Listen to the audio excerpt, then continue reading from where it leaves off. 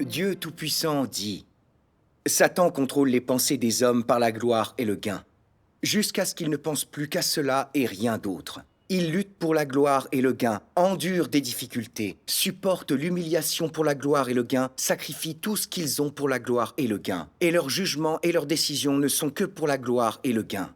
C'est de cette façon que Satan attache l'homme avec des chaînes invisibles.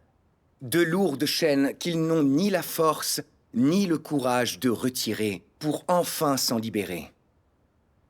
Alors, sans le savoir, ils portent ces chaînes et doivent avancer avec beaucoup de difficultés. À cause de la gloire et du gain, l'humanité s'éloigne de Dieu, le trahit et devient de plus en plus méchante. Ainsi, une génération après l'autre est gâchée à cause de la recherche satanique de la gloire et du gain.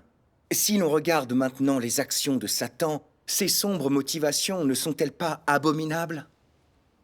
Peut-être qu'aujourd'hui, vous ne pouvez toujours pas les percer à jour. Parce que vous pensez qu'il est impossible de vivre sans gloire ni gain. Vous pensez que si les gens y renoncent, alors ils ne verront plus la voie à suivre. Ils perdront de vue leurs objectifs et leur avenir deviendra sombre, obscur et lugubre. Mais un jour viendra où vous comprendrez que la gloire et le gain sont de lourdes chaînes monstrueuses que Satan utilise pour attacher l'homme. Le moment venu, tu résisteras totalement au contrôle de Satan et tu refuseras les liens qu'il utilise pour t'enchaîner. Quand viendra le moment où tu voudras te débarrasser de toutes les choses démoniaques que Satan t'a inculquées, tu parviendras alors à couper entièrement les liens qui t'attachent à lui. Et tu détesteras absolument tout ce qu'il t'avait imposé jusque-là. C'est seulement alors que tu accéderas à un véritable amour et un véritable désir pour Dieu. Amen. Amen. Dieu soit loué. J'aimerais illustrer ce passage par mon expérience personnelle. Avec joie. Cela s'est passé en 2015. J'ai été élu dirigeant d'église au cours des élections annuelles. J'étais ravi de l'issue de ce vote. Je me suis dit qu'être élu face à mes concurrents, des dizaines de frères et de sœurs, devait signifier que je valais mieux que les autres. Dès lors, dans mon devoir, les fidèles venaient vers moi lorsqu'ils avaient des problèmes pour l'entrée dans la vie. Et les dirigeants d'équipe me parlaient des problèmes qu'ils avaient dans leur travail au sein de leur église. Je ne pouvais pas m'empêcher de me sentir supérieur. J'étais si arrogant que je marchais en bombant le torse. Et j'avais trop confiance en moi, surtout pendant nos réunions. Un peu plus tard, je me suis aperçu qu'une collaboratrice, sœur Lui, parlait de la vérité de manière très claire et saisissait les problèmes des fidèles à la racine pour les résoudre. Elle indiquait aussi des chemins de pratique et tout le monde voulait écouter son échange. Je l'admirais et l'enviais terriblement. Malgré ça, je ne me suis pas avoué vaincu. Chacune de mes discussions était préparée avec soin. Je me creusais la tête. Je voulais que mes paroles soient plus complètes et éclairantes pour paraître meilleure qu'elle. Quand les frères et sœurs hochaient la tête après m'avoir entendu, j'étais très content de moi et j'avais le sentiment d'avoir accompli quelque chose. Plus tard, j'ai découvert que frère Zhang avait des compétences professionnelles en cinématographie et en informatique. Les frères et sœurs qui s'occupaient des tournages discutaient donc régulièrement avec lui de leurs projets. Et je n'avais pas mon mot à dire en tant que simple dirigeant d'église. J'avais l'impression d'être la 5e roue du carrosse. Et ça ne me plaisait pas. Je me disais que s'ils allaient parler de leurs problèmes à frère Zhang, alors ils devaient penser que je valais moins que lui. Si j'avais moi aussi des connaissances techniques, ce serait formidable, les frères et sœurs viendraient me parler de leurs problèmes. Je me suis mis à étudier du matin au soir les techniques que tout réalisateur se doit de connaître. Tout ça pour étendre mes connaissances. J'ai fini par perdre de vue mon devoir, le bien-être des frères et sœurs et les problèmes de l'Église. Peu après, plusieurs équipes ont commencé à avoir des problèmes. Et j'étais bien incapable de les résoudre. Comme les soucis des frères et sœurs n'étaient pas résolus, la production des films a été entravée et les problèmes se sont accumulés. J'étais soumis à une pression énorme. Je me sentais tourmenté. C'était dur. Je me demandais ce qu'on pensait de moi. Si les autres se disaient que je n'avais pas l'étoffe d'un dirigeant et que je n'étais pas qualifié pour ce devoir. Après tout ça, j'allais assurément perdre mon poste de dirigeant. Plus j'y pensais, plus je me sentais mal. J'avais l'impression d'être mou, de ne plus avoir autant d'énergie qu'avant. J'ai perdu de vue l'œuvre du Saint-Esprit à force de vivre dans la négativité. J'ai délaissé mon devoir. Et naturellement, comme je n'arrivais à rien, on m'a remplacé. Et à ce moment-là, j'ai eu l'impression de perdre la face. Et j'aurais aimé disparaître. Et je craignais une chose. Pensera-t-on que j'étais un mauvais dirigeant qui n'a rien fait de concret? Plus j'y pensais, plus j'étais contrarié. Cette nuit-là, j'étais trop agité pour espérer trouver le sommeil. J'ai prié Dieu encore et encore, pour lui demander de m'aider à me connaître moi-même. J'ai ensuite lu ces paroles de Dieu. Dans votre recherche, vous avez trop d'idées préconçues, d'espoir et d'avenir personnel. L'œuvre que vous lisez vous aidera à gérer votre désir de statut, et aussi vos autres désirs extravagants. La recherche du statut et de la gloire est un comportement typique des personnes qui possèdent un tempérament satanique.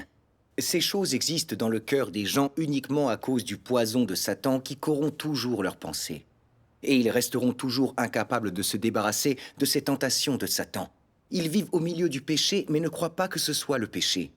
Et tout de même, ils pensent « Nous croyons en Dieu, alors il doit nous accorder des bénédictions et faire en sorte de tout arranger pour nous de la meilleure manière possible. » Nous croyons en Dieu, ce qui nous rend supérieurs aux autres, et nous devons accéder à un statut plus élevé et avoir un meilleur avenir que quiconque. Puisque nous croyons en Dieu, il doit nous offrir des bénédictions infinies. Sinon, cela ne s'appellerait pas croire en Dieu. Plus tu persévères sur cette voie, moins tu récolteras. Plus ton désir de renommée est grand, plus tu devras faire un travail sur toi-même, et plus tu devras subir un grand épurement. De tels hommes sont sans valeur. Ils doivent être traités et jugés de manière adéquate afin de pouvoir complètement laisser tomber ces choses. Si vous persévérez dans cette voie jusqu'au bout, alors soyez assurés que vous ne récolterez jamais rien. Amen. Ceux qui ne cherchent pas la vie ne peuvent pas être transformés, et ceux qui n'ont pas soif de la vérité ne peuvent pas atteindre la vérité. Tu ne te concentres pas sur la recherche de la transformation personnelle, mais à la place, tu te concentres sur des désirs extravagants, et sur des choses extravagantes qui limitent ton amour pour Dieu, et qui t'empêchent d'enfin te rapprocher de lui. Ces choses peuvent-elles te permettre d'accéder à son royaume? Amen. Amen. Amen. Amen. Après avoir lu ça, j'ai réfléchi à ma situation personnelle. Depuis que j'avais été élu dirigeant, je ne cherchais que la renommée et voulais simplement être au-dessus des autres. Quand j'ai écouté le discours de Sir Liu sur la vérité et que j'ai vu qu'il était meilleur que le mien, eh bien, je me suis efforcé de mieux m'exprimer qu'elle, pour qu'on me loue et m'admire. Quand j'ai vu que Frère Zhang avait des compétences professionnelles et que beaucoup de frères et sœurs lui parlaient de leurs problèmes, je suis devenu jaloux et je l'ai rejeté. J'ai étudié assidûment dans le seul but de le surpasser, allant jusqu'à ignorer les problèmes qui survenaient au sein des équipes. Quand je ne pouvais pas résoudre les problèmes, je ne m'en remettais pas à Dieu et ne cherchais pas la vérité pour trouver des solutions par l'échange. J'étais juste obsédé par mon statut. Je craignais de perdre ma position de dirigeant si je faisais mal mon devoir. Alors, j'ai compris une chose importante. Je n'accomplissais pas mon devoir pour suivre la volonté de Dieu, mais pour étancher ma soif de commander les autres et de les surpasser à tout prix. Les frères et sœurs m'ont accordé leur confiance en m'élisant dirigeant d'église, mais je ne me suis pas soucié du travail de l'église, ni de l'entrée dans la vie. J'ai failli à mes responsabilités, et au bout du compte, cela a nui au travail de l'église. J'étais égoïste et méprisable. Je ne faisais pas mon devoir. Je faisais le mal et je résistais à Dieu. Ouais. J'ai regretté de ne pas être sur la bonne voie, de chercher la renommée et de dégoûter Dieu. Être démis de mon devoir, c'était le jugement et le châtiment juste de Dieu. En fait, il ne m'éliminait pas. Il me faisait remplacer pour que je puisse réfléchir à mon comportement. Dieu me protégeait et il me sauvait de moi-même. Dieu soit Amen. loué. Dieu soit loué. Comme mon état s'est peu à peu amélioré, grâce à ma dévotion et à la réflexion, le nouveau dirigeant d'église m'a confié des tâches routinières. J'ai été très reconnaissant envers Dieu de m'avoir donné cette chance. J'ai décidé de chérir ce devoir et d'arrêter de m'éloigner de Dieu en arrêtant de chercher la renommée et le statut par-dessus tout. Merveilleux. Après cela, j'ai cru un instant pouvoir renoncer à mon désir de renommée et de statut. Mais j'étais corrompu par Satan. Et ce genre de tempérament satanique ne peut être résolu par un simple moment de réflexion. Alors Dieu m'est venu en aide et m'a arrangé une autre situation pour me mettre à l'épreuve et me sauver. Amen. Quelques mois plus tard, le dirigeant d'église nous a demandé de choisir un nouveau chef d'équipe. Dès que je l'ai su, je me suis posé la fameuse question. Ai-je une chance d'être réélu dirigeant d'équipe? Après tout, je suis travailleur. Mais je n'ai pas d'aptitude professionnelle. Mes chances sont sans doute assez faibles. J'ai ensuite considéré quelques frères et sœurs de l'équipe. Frère Zhang avait des qualités professionnelles, et ses discours sur la vérité étaient concrets, sans compter son sens de la justice et du travail pastoral. En toute objectivité, il était le mieux placé pour obtenir le poste. Je ne pouvais pas oublier qu'auparavant, je confiais du travail à Frère Zhang, à l'époque où j'étais dirigeant d'église. Ce serait donc lui qui me donnerait des ordres, s'il venait à être élu à ma place. N'aurais-je pas l'air de lui être inférieur? Cette inversion des rôles m'a mis très mal à l'aise. Le jour de l'élection, je me sentais très nerveux, en proie à un conflit intérieur. Pour qui dois-je voter? Dois-je voter pour Frère Zhang? Je savais que la plupart des frères et sœurs se tournaient vers lui en cas de problème. Même les fidèles des autres équipes parlaient souvent de leur travail avec lui, ce qui le valorisait. Ne serait-il pas d'un rang supérieur au mien s'il était élu? Naturellement, je n'avais pas envie de voter pour lui. Mais je manquais de connaissances, et je n'étais pas qualifié pour être élu. À ce moment-là, je me sentais abattu et lésé, mais aussi frustré par mes lacunes dans le travail pastoral. J'ai honte. Une idée horrible m'est venue à l'esprit. Si je ne peux pas être élu, alors toi non plus. Et donc, j'ai voté pour Frère Wu, qui n'avait pas autant de connaissances professionnelles. À ma grande surprise, Frère Zhang a quand même été élu.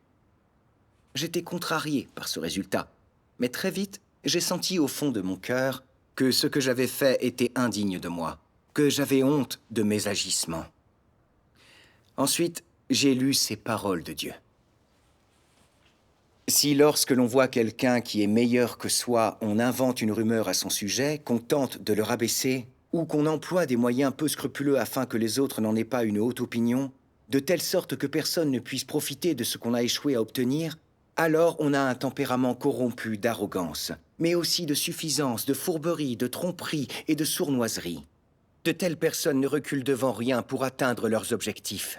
Elles vivent de cette façon, mais pensent quand même qu'elles sont de bonnes personnes respectables. Cependant, leur cœur craint-il Dieu? Tout d'abord, qualitativement parlant. Les gens qui agissent ainsi n'en font-ils pas simplement à leur guise? Font-ils attention aux intérêts de la famille de Dieu?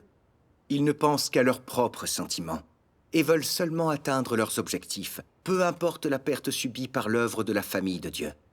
Dites-vous bien que ces gens-là sont arrogants et suffisants et qu'ils sont égoïstes et méprisables. Ils ne prêtent aucune attention à l'intention de Dieu. À n'en pas douter, ils n'ont aucune crainte de Dieu dans leur cœur.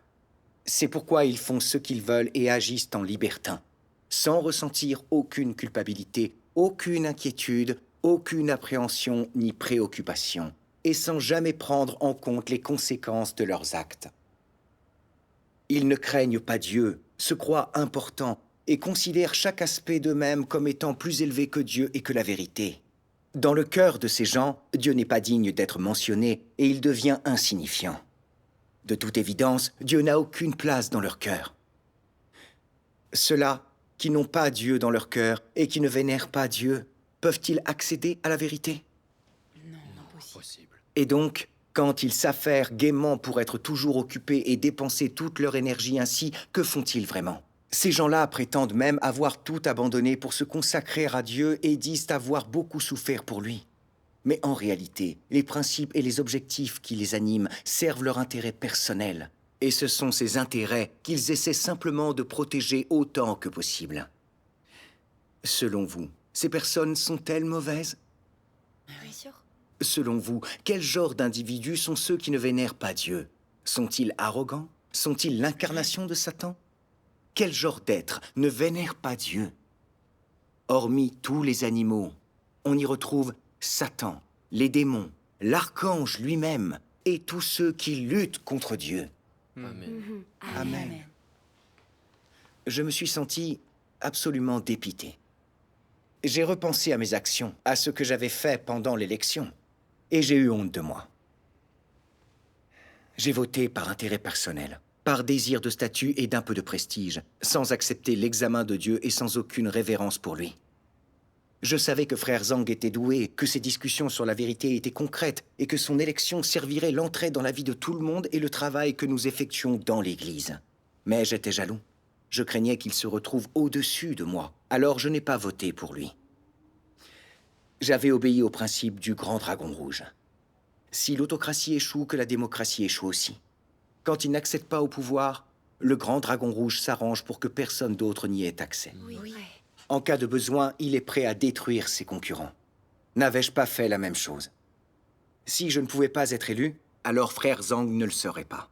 Je préférais confier le poste à la mauvaise personne et nuire au travail de l'Église, plutôt que de risquer de perdre en prestige. J'étais d'un égoïsme méprisable, vicieux et sournois, et dénué de révérence pour Dieu.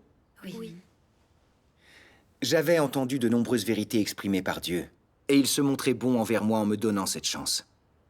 Mais au lieu de lui rendre son amour, j'étais jaloux et courais après la renommée. J'étais un suppôt de Satan, et je perturbais la maison de Dieu. N'étais-je pas un pervers et un traître? J'ai repensé à mon renvoi, pour m'être révélé incompétent et avoir failli à mon devoir, parce que je recherchais la renommée et le profit. Alors qu'une deuxième opportunité s'offrait à moi, je cherchais encore la renommée et le statut, pas la vérité.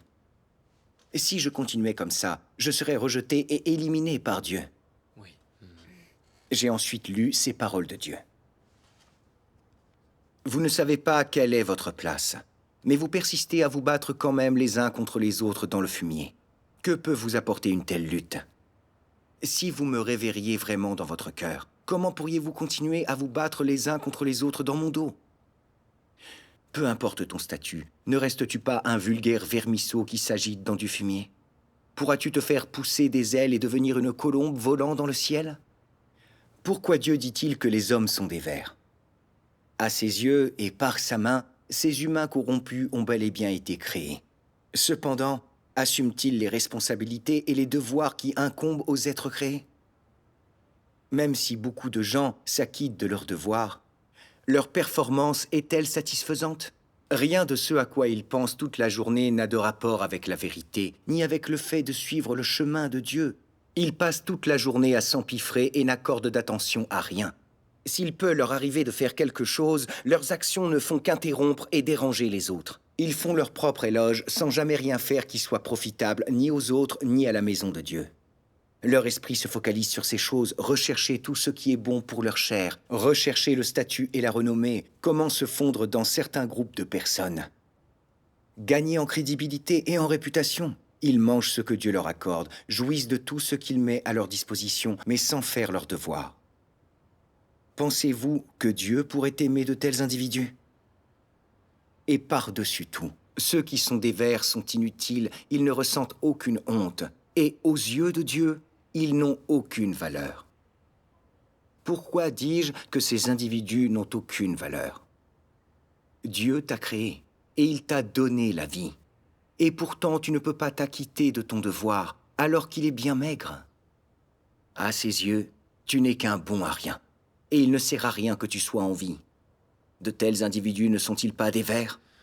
Si. Alors, qu'est-ce qu'ils doivent faire s'ils ne veulent plus être des vers? Premièrement, trouve ta propre place et efforce-toi par tous les moyens possibles d'accomplir ton devoir pour te relier au Créateur et te justifier auprès de lui.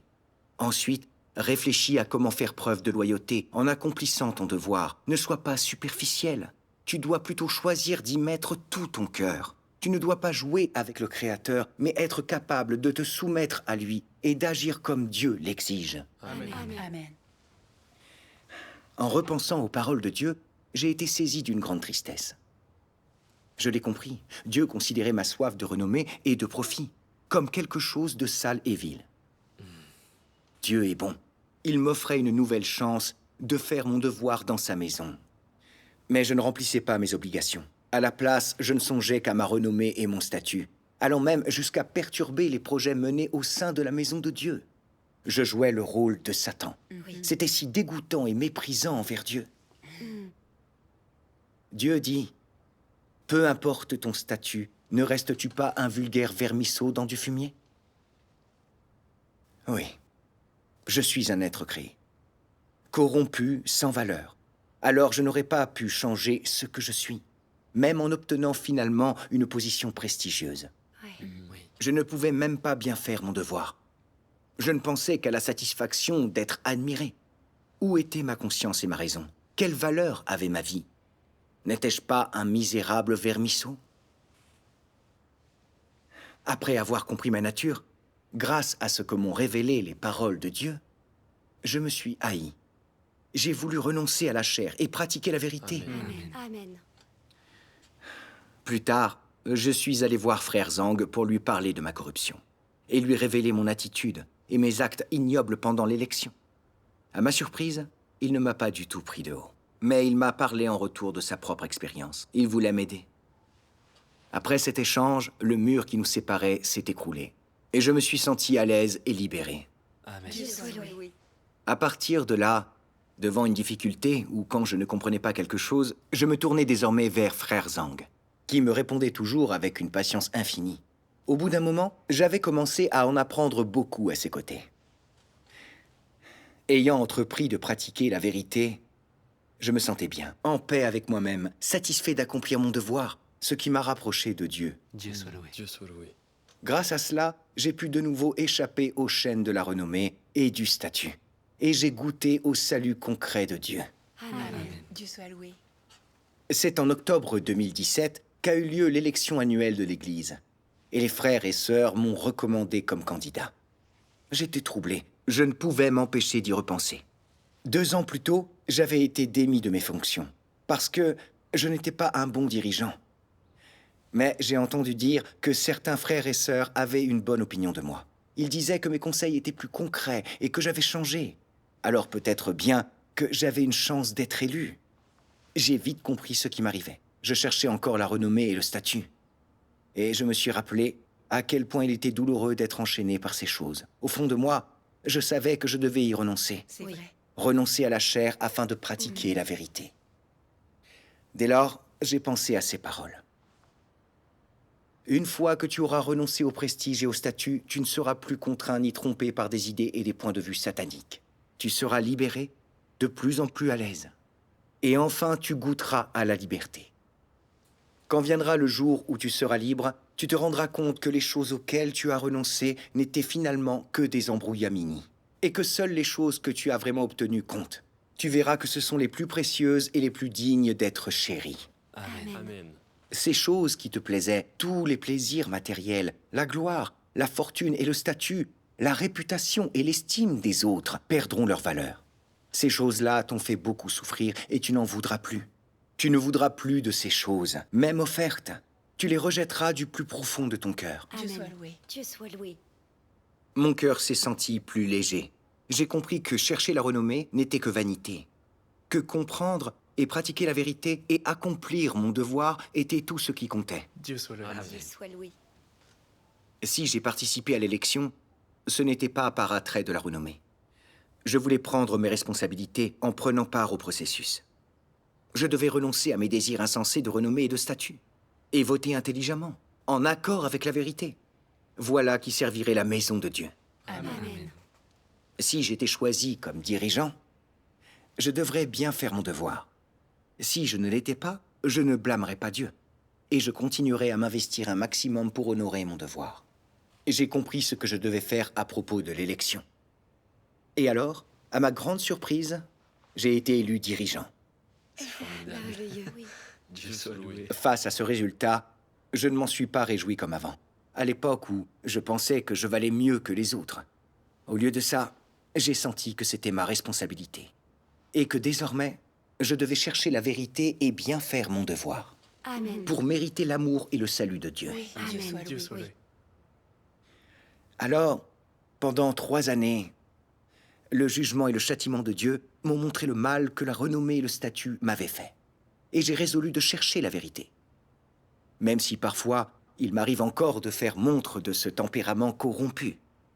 Je peux prier consciemment Dieu, pratiquer la vérité et bien faire mon devoir. Je ne suis plus gouverné par mon tempérament satanique. À ce moment, quand j'ai renoncé à tout ça, j'ai senti que j'avais renoncé à bien plus. Je m'étais détaché des lourdes chaînes par lesquelles Satan me tenait.